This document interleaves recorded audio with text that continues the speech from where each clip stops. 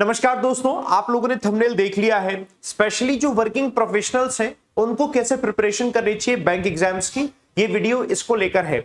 और आज हम इस वीडियो में पूरा डिटेल तरीके से जानेंगे क्या आपको शेड्यूल फॉलो करना चाहिए, कैसे शेड्यूल फॉलो करना चाहिए एक एक दिन के बारे में, और साथ में किस तरीके से आप फॉलो करें स्टडी प्लान को कि आप सिलेक्शन ले ले एक बार में, है ना। तो वीडियो को पूरा एंड तक देखना, आपके सारे सवालों के जवाब होप सो इसमें मिल जाएंगे। उसके बाद भी जवाब रह जाए तो आप क्वेश्चन करिएगा अपने कमेंट बॉक्स में, और मैं उन कमेंट्स को लेकर आपके लिए स्पेशली शॉर्ट्स वीडियो बना दूंगा जिससे कि आपके सारे सवाल सॉल्व हो जाएंगे। बेसिकली इस टाइप की वीडियो की जरूरत क्यों पड़ी, हम इसको देखो जानते हैं। मेरे पास काफी टाइम से कई सारे स्टूडेंट्स के मैसेजेस और कमेंट आ रहे थे एडिटोरियल वाले सेशन जब मैं लेता हूं, क्योंकि उस वक्त लाइव स्टूडेंट्स वो देख पाते हैं जो ऑलरेडी जॉब कर रहे हैं, है ना। तो मैंने देखा जो कमेंट्स आ रहे थे, मैंने डेटा ऐसा एग्जैक्टली नहीं बट मोटा मोटा लिख दिया, अराउंड 75%, 25% तो वो स्टूडेंट्स हैं जो सिर्फ और सिर्फ अपनी सिर्फ एक स्टडी कर रहे हैं और कॉलेज में पढ़ते हैं। बाकी मैक्सिमम बच्चे वो हो जाते हैं जो कहीं ना कहीं जॉब कर रहे होते हैं। तो मैं सबको काउंट कर लेता हूं कि आप सब लोग वर्किंग प्रोफेशनल्स हैं। 75% प्लस एस्पिरेंट जो है प्रिपेयर कर रहे हैं आर वर्किंग प्रोफेशनल्स हैं। टाइम आप सब लोगों के लिए लिमिटेड है, बट आपके अंदर पोटेंशियल जो है वो अनलिमिटेड है। क्यों? क्योंकि आप अभी से ही अपना खर्चा उठा रहे हैं, अपनी फैमिली की रिस्पॉन्सिबिलिटी उठा रहे हैं, आपके अंदर पोटेंशियल पूरा है। आपको टाइम और सही स्ट्रेटेजी मिलेगी, गाइडेंस मिलेगी, सिलेक्शन आप ले लेंगे। बहुत सारे दोस्तों पास्ट ईयर टॉपर्स रहे, जिनको अभी मैं दिखाऊंगा, टॉपर्स रहे हैं, उन्होंने एसबीआई पीओ क्रैक किया है। हालांकि आईबीपीएस पीओ और अदर एग्जाम्स तो उससे लेवल में कम है। मैं एसबीआई पीओ के एग्जांपल्स दूंगा ताकि आपको एक सेंस ऑफ कॉन्फिडेंस और वो सिमिलैरिटी देखने को मिलेगी कि ये कर सकते तो आप भी कर सकते हो, है ना। आपको गोल रखना है, स्मार्ट वर्क करना है, सिर्फ हार्ड वर्क अकेले से काम नहीं चलेगा। ऐसा नहीं कहूंगा मैं कि दुनिया भर पढ़ते जाओ पढ़ते जाओ पढ़ते जाओ। एक लिमिटेड टाइम फ्रेम में पढ़कर आप अपना सिलेक्शन ले सकते हो, उसको हम समझते हैं। तो सबसे पहले दोस्तों मैं आपको आपके टाइम के बारे में बताता हूं। खुद का टाइम ऑडिट करना बहुत जरूरी है। टाइम ऑडिट कैसे करोगे? मैंने आपके 10 घंटे काउंट कर लिए हैं कि आपके 10 घंटे इंक्लूडिंग ट्रैवल जाएगा जॉब करने में। 8 घंटे की जॉब हो गई, 1 घंटा पहले 1 घंटा बाद में 2 घंटे और एक्स्ट्रा मान लिया। मैंने कहा कि 10 घंटे आपके दिन के यहां चले गए। 7 घंटे की नींद लो, सफिशिएंट है, इससे ज्यादा की जरूरत नहीं है किसी को भी। 7 घंटे की नींद लो, यंग हो, आराम से आप कम में सो सकते हो, कोई फर्क नहीं पड़ता।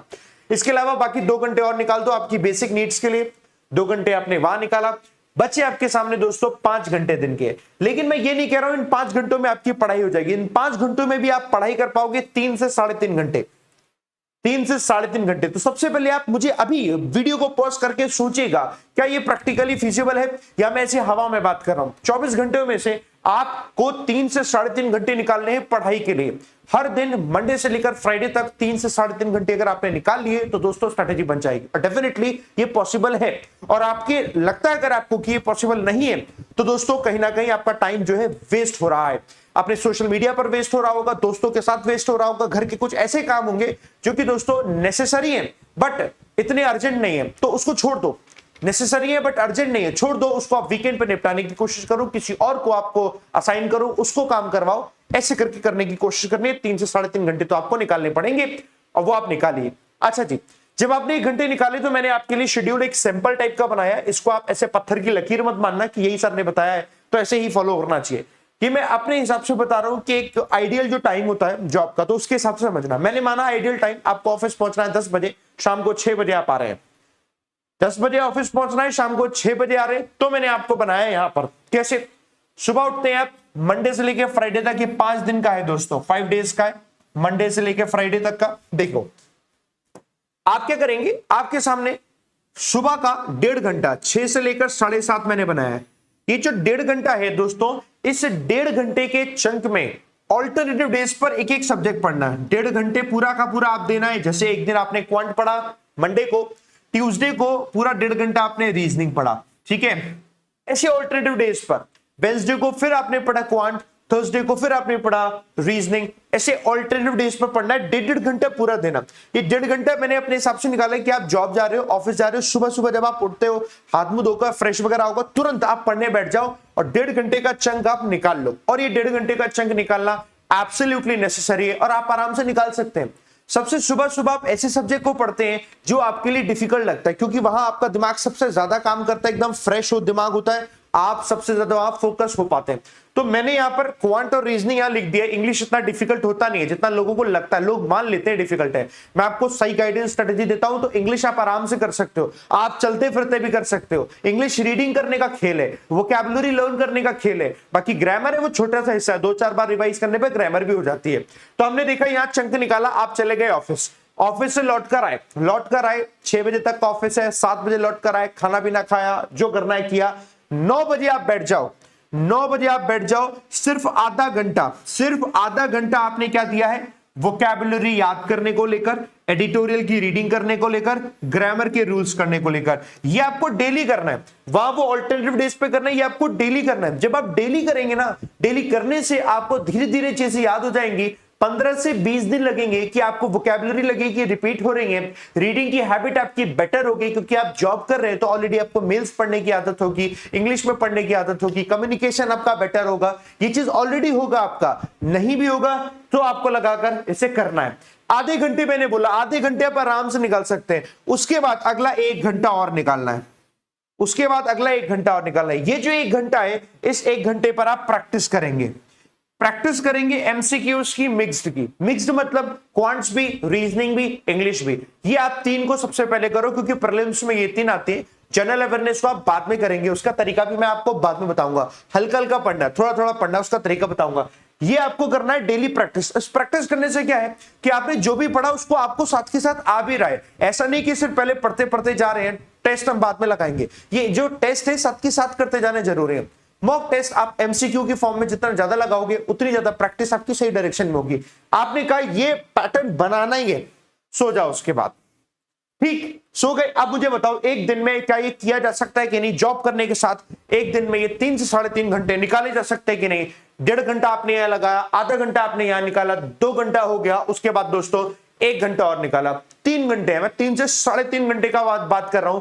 3 घंटे का ही मैंने शेड्यूल दिया है। टाइम ज्यादा मिल जाए इंग्लिश में बढ़ा लेना, मैंने अपनी ही कटौती करी है। टाइम ज्यादा मिल जाए इंग्लिश में बढ़ा लेना, अदरवाइज दोस्तों ये इतना आप निकाल सकते हो। ये मैंने आपको बताया 5 दिन। अब आ जाओ सैटरडे और संडे। यार ये 2 दिन का इस्तेमाल इतना पावरफुल तरीके से बढ़िया से करना है दोस्तों कि आपको मजा ही आ जाए। इन 2 दिनों में बाकी सारी दुनिया को एकदम ताला लगा के लॉक करके चाबी फेंक देना, सिर्फ खुद पर ही ध्यान देना और कुछ नहीं करना है। और खुद पर भी ध्यान देने के लिए मैंने आपके लिए 4-4 घंटे के 2 चंक निकाले हैं। आप 8 घंटे आराम से जैसे जॉब करते हैं ऐसे 8 घंटे आपको समझना है पढ़ाई करनी है। 8 घंटे पढ़ाई जोश के साथ करनी है, खुश होकर करनी है। ये नहीं करना है कि नहीं मेरा दिमाग 8 घंटे नौकरी करता हूं तो 8 घंटे तो मैं रिलैक्स करूंगा आज के दिन, नहीं। उस 8-8 घंटे की आपको जॉब करनी है, ये खुश होकर कि यार अगर मैंने 8 घंटे पढ़ाई करी तो मेरी गवर्नमेंट जॉब लग जाएगी, लाइफ मेरी आगे की फाइनेंशियल फ्रीडम मुझे पूरी तरीके से मिल जाएगी। ये सोचते हुए दोस्तों 8 घंटे में 4-4 घंटे का चंक निकाला है। ये मैंने अपने हिसाब से निकाला है सैंपल, आप अपने हिसाब से निकाल सकते हो, लेकिन ऐसे निकालो जैसे मैंने क्या किया। सुबह आप 2 घंटे का चंक निकालेंगे। इस 2 घंटे में आप एक फुल लेंथ मॉक टेस्ट लगाएंगे। फुल लेंथ मॉक टेस्ट होता है दोस्तों 60 मिनट का। 1 घंटे का फुल लेंथ मॉक टेस्ट निकाला आपने, और उसके बाद 1 घंटा जो बचा उस 1 घंटे में आपको एनालिसिस करना है। एनालिसिस में आपको यह देखना है कि कौन सा वाला जो क्वेश्चन है वो रॉन्ग हुआ, और रॉन्ग होने के पीछे रीजन क्या था। क्या वो मुझे नहीं आता था इसलिए रीजन था, नहीं आता था तो क्यों नहीं आता था, लॉजिक नहीं आता था जो कॉन्सेप्ट यूज हुआ, या फिर मैंने उसमें गलती कर दी। दूसरा, अगर वहां पर कोई करेक्ट हो रहा है तो करेक्ट क्यों हुआ है, मैंने आधा अधूरा गेस करके करेक्ट किया था या मुझे एब्सोल्युटली 100% आता था, क्या रीजन। ये रीजन पता होंगे तो आप अपने आप को इंप्रूव कर पाओगे। जहां कमियां होंगी वो एनालिसिस करने पे पता चलेगी। ये 2 घंटे का 4 में से शुरुआत के 2 घंटे आप इसमें निकालो, ओवरऑल निकालना है। फिर अगले जो 2 घंटे बचेंगे, उन अगले 2 घंटों में याद करने वाला एरिया करना है, लर्निंग एरिया। ये कर लिया आपने, क्योंकि इसे करा आपने, मैथ भी किया, रीजनिंग किया, इंग्लिश भी किया। आप थोड़ा दिमाग को थोड़ा सा रिलैक्स करने के लिए आप करंट अफेयर्स जो है, करंट अफेयर्स, जनरल अवेयरनेस, आप इसे पढ़िए। याद करने में वोकैबुलरी को याद करिए। ये 2 हिस्सा करिए अगले 2 घंटे, यानी 4 घंटे के चंक में स्टार्ट का हिस्सा है वो मॉक लगाना है, एनालिसिस करना है, और बाद के हिस्से में आपको याद करने वाली चीजें करनी है, करंट अफेयर्स की, बैंकिंग की और इंग्लिश की वोकैबुलरी की।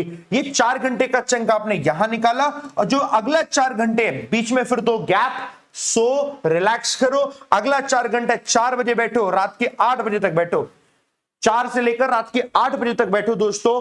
तीनों सब्जेक्ट को पढ़ो, क्वांट, रीजनिंग, इंग्लिश पढ़ो। जो चैप्टर्स रह गए चैप्टर्स करो, क्वेश्चन करो, सॉल्व करो, मैथ्स देखो, रूल्स देखो, इंग्लिश की रीडिंग करो, जो करना है आपको उन सब्जेक्ट्स में वो करिए। ये कैसे करना है, सब्जेक्ट के टीचर से पूछोगे सबसे अच्छा रहेगा। जैसे मुझसे पूछोगे इंग्लिश में तो मैं कहता हूं ज्यादा से ज्यादा रीडिंग कॉम्प्रिहेंशन लगाओ, मैक्सिमम प्रैक्टिस करो, reading comprehension, cloze test, practice ज्यादा से ज्यादा करने से वो याद होती जाती है। वोकैबुलरी के वर्ड फिलर्स, वर्ड यूजेज, ये ज्यादा से ज्यादा करने हैं। एरर डिटेक्शन तो ये मैक्सिमम करने, क्वेश्चन प्रैक्टिस ऐसे करनी है।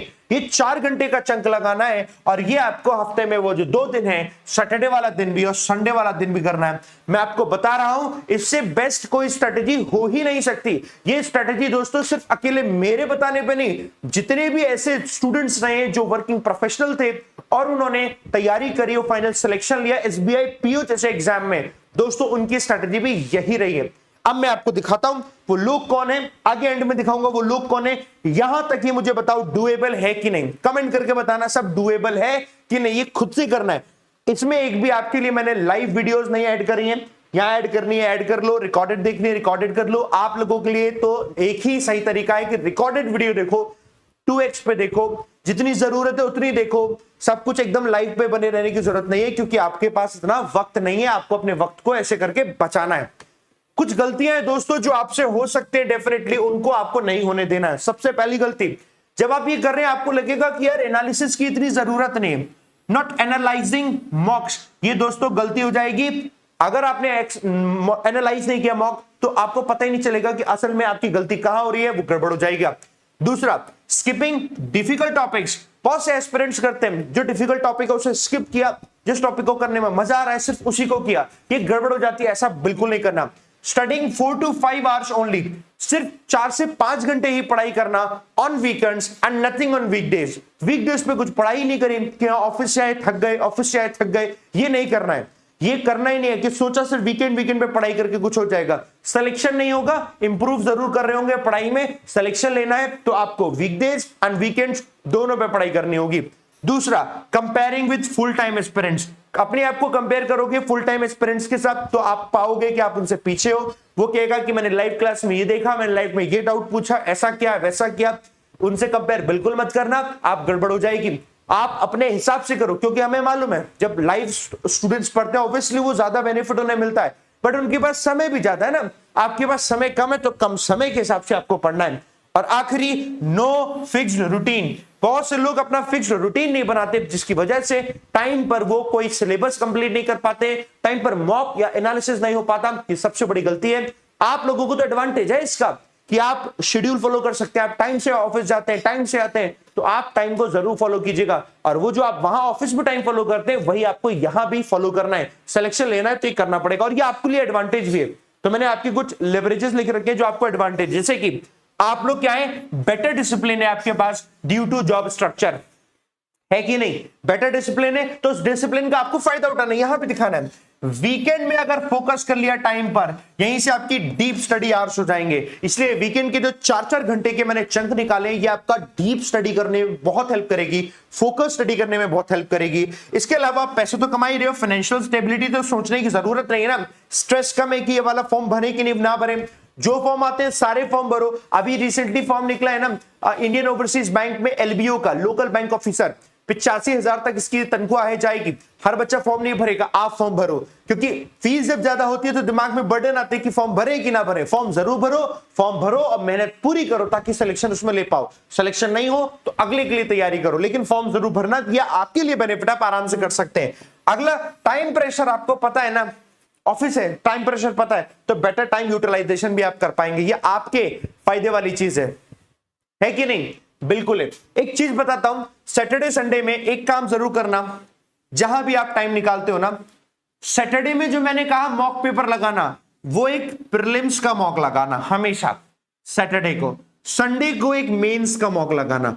ये हम कई बार गलती करते हैं, सिर्फ प्रीलिम्स की प्रैक्टिस करते चले जाते हैं और जब मेंस आते हैं तो मेंस में हम काफी पीछे हो जाते हैं।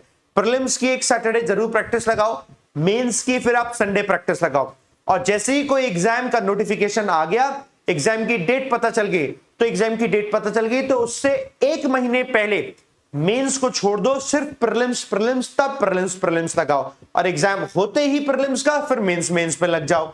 लेकिन जब तक एग्जाम डेट नहीं है किसी की तब तक ऐसे ही करो। सैटरडे संडे बचा है, सैटरडे में प्रीलिम्स, संडे में मेंस, क्योंकि ये तो मॉक पेपर फुल लेंथ लगा रहे हो। बाकी हर दिन भी तो आप एमसीक्यू करके प्रैक्टिस कर रहे हो ना। हर दिन भी मैंने बोला ना शाम को रात में प्रैक्टिस करनी है, 9:30 से 10:30 का टाइम, ऐसे करके दोस्तों आपको करना है। अब जब आप एनालिसिस करेंगे, तीन चीज एनालिसिस करिए। आपका एक्यूरेसी परसेंटेज कितना है, आपका वीक एरिया कितना है, आप कितना समय देते हो जो गलत क्वेश्चन हो जाते हैं। थोड़ा एनालिसिस करेंगे, आपको बड़ी हेल्प मिलेगी, 100% हेल्प मिलेगी। ये वो एस्पिरेंट्स है दोस्तों, एसबीआई पीओ। ये बच्चा बीटेक करने के बाद जॉब करता था एक्सेंचर कंपनी में, और जॉब करने के बाद जॉब करता था 8 घंटे, तो ये भी जॉब करता था आप ही की तरह। एसबीआई पीओ सेलेक्टेड है, एसबीआई पीओ सेलेक्टेड है। इसका साथ मैंने इंटरव्यू किया था। ये दूसरा, ये स्टूडेंट, ये पहले ही ऑलरेडी ये बच्चा जॉब करता था, जॉब करने के साथ साथ इस व्यक्ति ने एसबीआई पीओ निकाला है। मैंने एग्जांपल ही सबको आपको हाईएस्ट एग्जांपल दिए हैं। एसबीआई पीओ सेलेक्टेड, जो एसबीआई पीओ निकाल सकता है, आईबीपीएस पीओ और आरआरबी के न जाने कितने एग्जांपल होंगे, क्लर्क के दुनिया भर के एग्जांपल होंगे। ये इनने तो लड़ी ही लगाती, एक जॉब के बाद दूसरी, दूसरी के बाद तीसरी, तीसरी के बाद चौथी, बैक टू बैक बहुत सारे जॉब करते करते जॉब पे जॉब, जॉब पे जॉब निकालती। रिसेंटली अभी जॉब कर रहे हैं, और ये अभी यहां राजस्थान के पास, राजस्थान में ही, जगह का नाम भूल गया मैं, सीकर जगह है, नहीं नहीं नहीं नहीं, इनके घर के पास में ज्वाइनिंग मिल गई है। इस व्यक्ति ने इतनी मेहनत करी, बेंगलुरु कर्नाटका बैंक में जॉब ले ली, कर्नाटका बैंक में जॉब ले ली, फिर एसबीआई में जॉब ले ली, और अब फिर किसी दूसरी बैंक में जॉब ले ली। तो आपके एग्जाम्पल बैक टू बैक इतने एग्जाम्पल है, जॉब करते करते आदमी जॉब ले रहा है। और अगला नंबर आपका है, यू आर नेक्स्ट, अगला नंबर आपका है। अगला इंटरव्यू मैं आपके साथ करूंगा कैमोमाइल टीवी टॉपर्स, ये इंटरव्यू करता हूं मैं कैमोमाइल टीवी टॉपर्स, और दोस्तों ये आपके सामने अगला नंबर आपका है। अगला दोस्तों आप आने वाले हैं, समझे मेरी बात, है ना जी? यस। और इसके लिए आपके लिए मैं हमेशा तैयार हूं, और आपको हर एक स्टेप पे गाइड करने के लिए तैयार हूं। आपको बस एक काम करना है, आपको पढ़ना है। आपकी जो भी अब समस्याएं आएंगी, जो भी प्रॉब्लम्स आएंगी, कमेंट करके मुझे बताइएगा। मैं शॉर्ट्स वीडियो बनाऊंगा, शॉर्ट्स वीडियो बनाकर आपके कमेंट पर पर्टिकुलर जो है सोल्यूशन दूंगा, जो आपको सोल्यूशन चाहिए। अब आपको इंग्लिश कैसे पढ़नी है, मैथ्स कैसे पढ़नी है, रीजनिंग कैसे पढ़नी है, उसके लिए आप अनअकैडमी पर मुझे फॉलो कर लीजिए। विशाल परिहार मेरा नाम है, और मैं इंग्लिश पढ़ाता हूं दोस्तों। बैंकर्स वे यूट्यूब चैनल पर मैं एडिटोरियल पढ़ाता हूं। आप 1 2 3 सेशन एडिटोरियल के देख लीजिए, आपको आइडिया लग जाएगा, अच्छा ऐसे एडिटोरियल पढ़ना होता है, फिर खुद से पढ़िए। मैं बैंकर्स वे यूट्यूब चैनल पर इंग्लिश भी पढ़ाता हूं शाम को 5 बजे। आप आकर इंग्लिश की मेरी प्लेलिस्ट है बैंकर्स वे पर, आप प्लेलिस्ट को देख लीजिए। मैं एक काम और करूंगा, स्पेशली फॉर वर्किंग प्रोफेशनल्स के लिए मैं प्लेलिस्ट शेयर करूंगा। आप प्लेलिस्ट से आप पढ़िए, जब टाइम है तब पढ़िए। अगर आपको पेड क्लास पढ़नी है, जो कि मैं बिल्कुल रिकमेंड करता हूं आप करिएगा, तो आप अनअकैडमी पर सब्सक्रिप्शन लेकर पेड क्लास पढ़िए। लाइव मत पढ़िए, जब रिकॉर्डेड हो तो रिकॉर्डेड पढ़िए। प्रयास बैच चल रहा है जो फाउंडेशन है, एक पूरा फाउंडेशन बैच कर लीजिए। मैं, अरुण सर, पुनीत सर, हम सब पढ़ाते हैं उसमें, तो आप पढ़िए आराम से। तो ऐसे करके आप कंप्लीट करिए। तो आप अपनी समस्याएं जरूर बताइएगा, सोल्यूशन मैं आपके लिए हमेशा हाजिर हूं, है ना?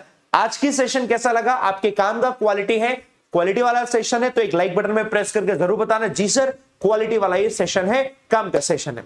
थैंक यू वेरी मच मेरे साथ बने रहने के लिए। अगला नंबर आपका जरूर होगा, सिलेक्शन आप जरूर लेंगे और अपने सपनों को जरूर पूरा करेंगे। जय हिंद, जय भारत।